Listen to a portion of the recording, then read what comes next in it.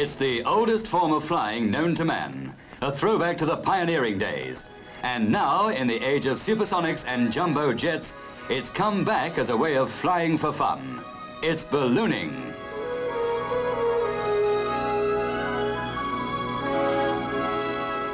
Ever since this first balloon flew 5.5 miles across Paris in 1783, lifted by hot air from blazing straw and wool, man has been following the trail of the free balloon laid by its inventors, the Montgolfier brothers of France.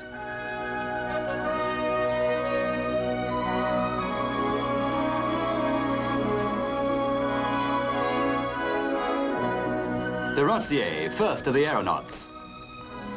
And Blanchard, first man to cross the Channel by balloon. He did it in 1785. The balloon's progress spans peace and war. Even today, balloons captive and free, manned and unmanned, have their practical uses. Here, the hardware of meteorology, the weatherman's detection kit, which seems to include everything bar the kitchen stove, is hoisted into the sky.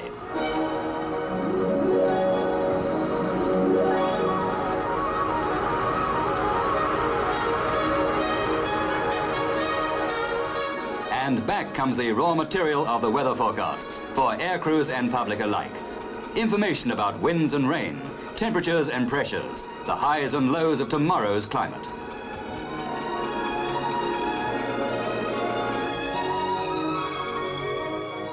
For the paratroops, captive balloons are used in training. 2 of the parachutists' first 8 jumps are made from cabins like this, attached to balloons that are raised 800 feet above the base.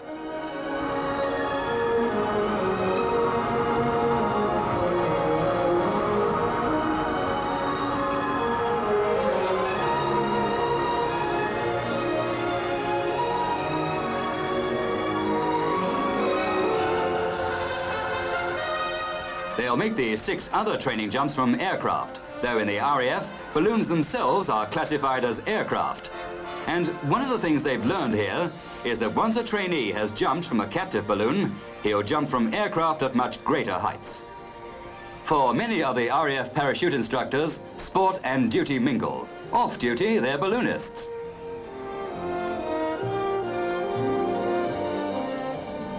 And here's a place at the very heart of ballooning. Cardington with its RAF station, where around 250,000 rookies got their first taste of RAF life when the station was a reception center, and where tens of thousands of wartime airmen were trained to raise a balloon barrage over Britain to deter low-flying enemy planes.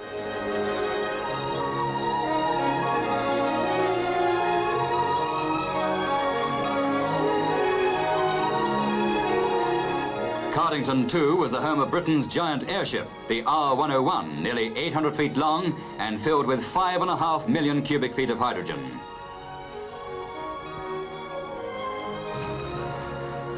One day in October 1930, she left her Cardington mooring tower on a flight to India. It was to end in disaster in France at Beauvais, with 47 of those aboard her dead, including the then Air Minister Lord Thomson.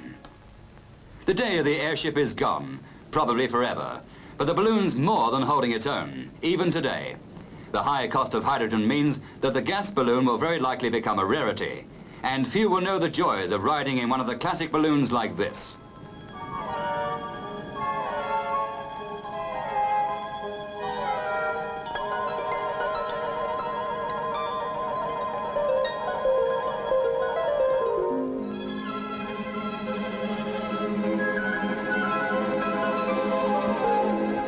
The pilot is Wing Commander Turnbull, one of Britain's top experts in the art of riding the sky in a glorified laundry basket tied to a bag of gas.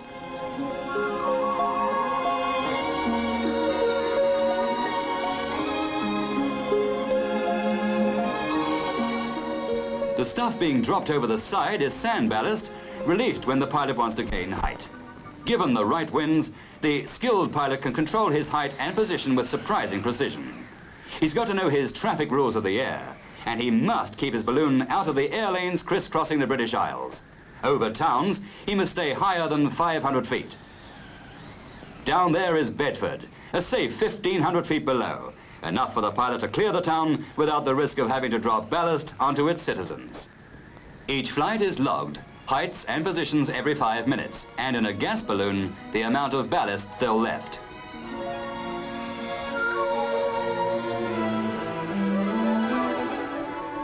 As the hydrogen cools, so the balloon comes down, and it'll keep on losing height unless more ballast is unloaded or the sun comes out, causing the hydrogen to expand.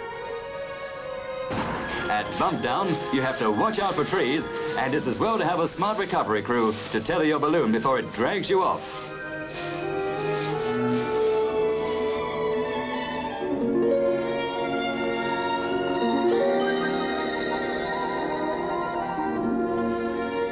Today's balloons are costly. £2,000 and more ready-made, and £600 to make one yourself. And you don't lightly say, fill her up. A bag full of hydrogen costs £150.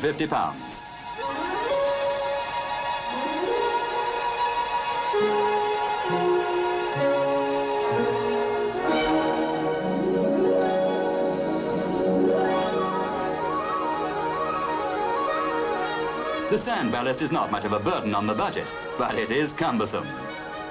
Balloon pilots must know their meteorology and navigation and aerostatics, the technique of ballooning. And if they're not millionaires, they'll choose not a hydrogen balloon, but a hot air model. It's a direct descendant of that first balloon that ever flew. Today's balloons, of course, are collapsible, and fresh air is cheap.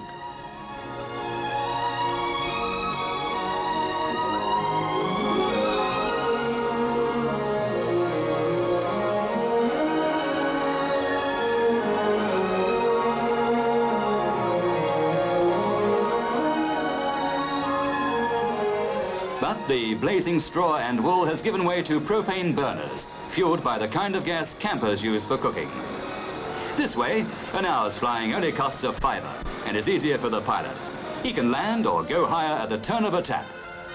With a 6-foot flame shooting out as if from a giant blow lamp, it's safer to wear headgear. And some say you can tell a hot air balloonist by his singed eyebrows and bald head.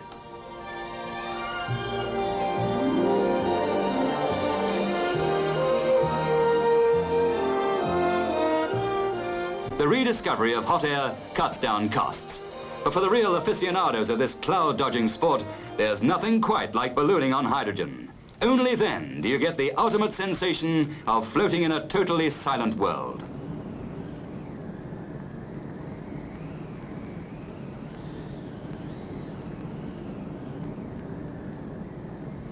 Up here, the rule of the road is strict. The hot air balloon has to pass under its hydrogen-filled cousin for safety reasons. Though it's cheaper to run, the hot air balloon needs more maintenance. The burner often causes damage. The nylon won't burn, but it does char and even melt around the edges, and repairs have to be done.